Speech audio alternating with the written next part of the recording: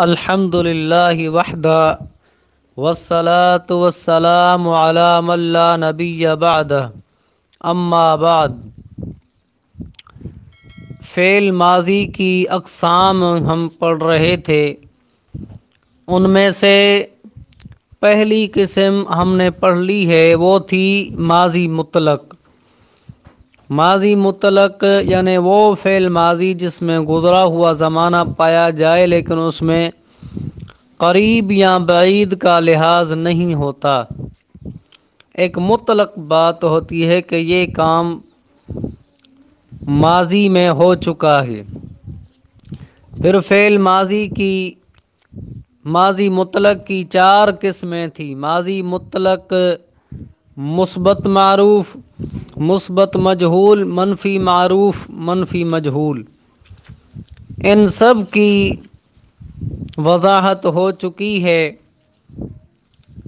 ماضی مطلق کی صرف تعریف کی ضرورت تھی، باقی مثبت مجہول کی گردانیں اور منفی معروف کی گردانیں اور منفی مجہول کی گردانیں ما فعل، ما فعل، ما فعلوا، اور مجہول کی ما فعل، ما فعل، ما فعلوا وغیرہ الی آخرہ، یہ سب فعل ماضی مطلق کے اندر آتے ہیں۔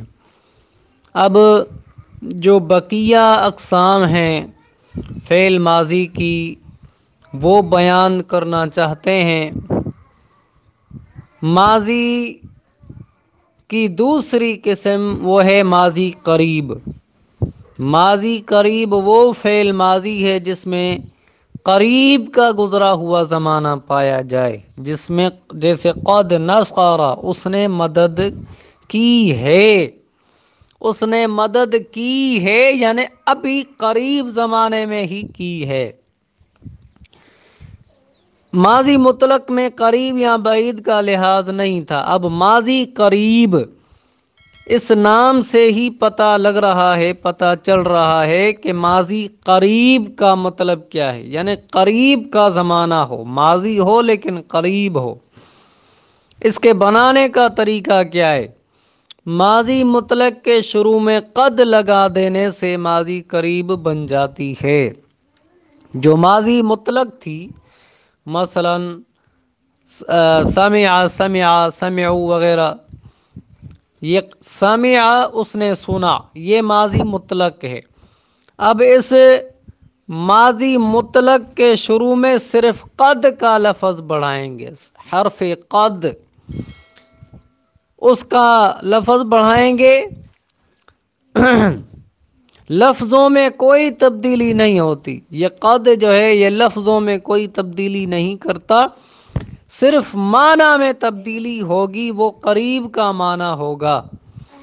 مثلا ترجمے میں صرف ہے کا لفظ بڑھایا جائے گا، ہے کا لفظ، جیسے قد سمع، اس نے سن لیا ہے، اس نے سن لیا ہے، اس میں یہی ثابت ہوا کہ ابھی ماضی قریب میں ہی سنا ہے اس نے، یہ ہے ماضی قریب۔ تیسری ماضی کی قسم وہ اس کے الٹ ہے، ماضی قریب یعنی اس کے الٹ ہوئی ماضی بعید۔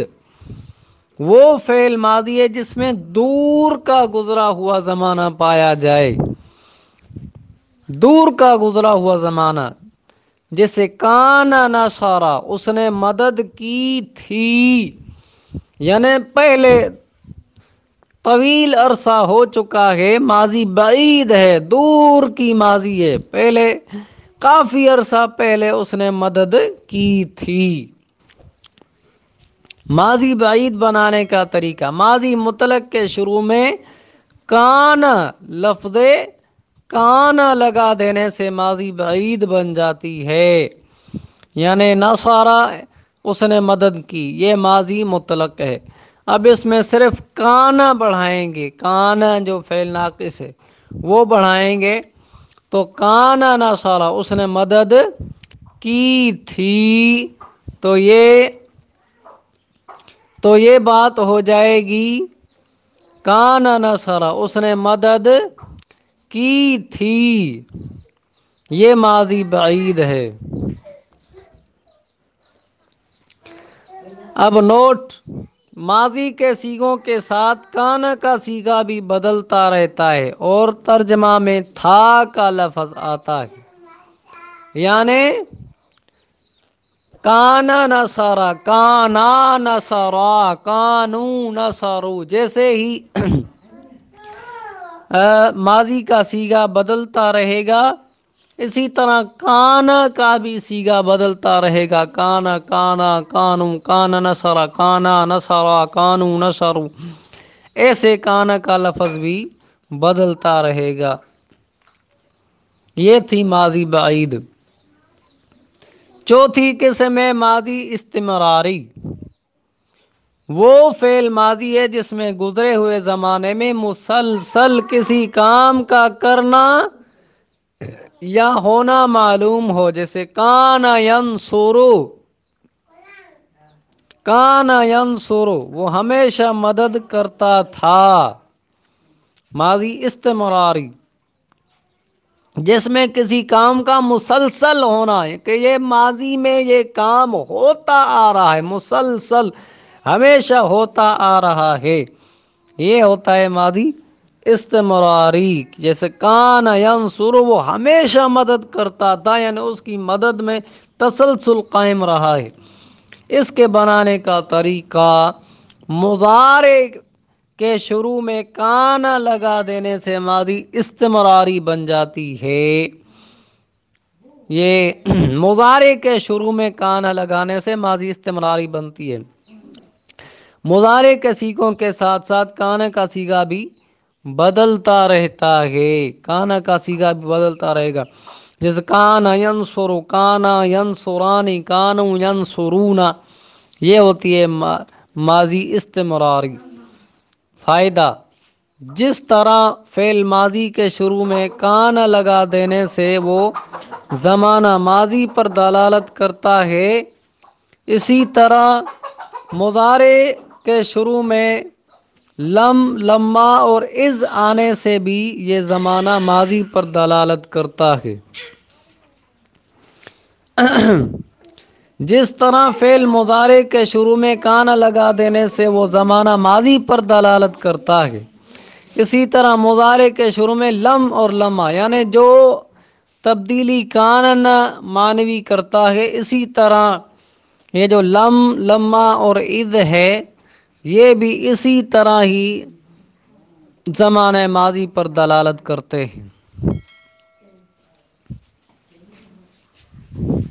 مضارع کے شروع میں کانا لگا دیا جاتا ہے تو یہ ماضی استمراری بن جاتی ہے مضارع، لیکن کانا لگا دینے سے ماضی استمراری بن جائے گی۔ لیکن ان کے شروع میں، مضارع کے شروع میں لم، لما اور از لگا دیا جائے گا تو پھر بھی یہ کیا ہو جائے گی، ماضی کے معنی میں دلالت کرے گا۔ ماضی استمراری کے بعد پانچویں قسم ہے ماضی تمنائی۔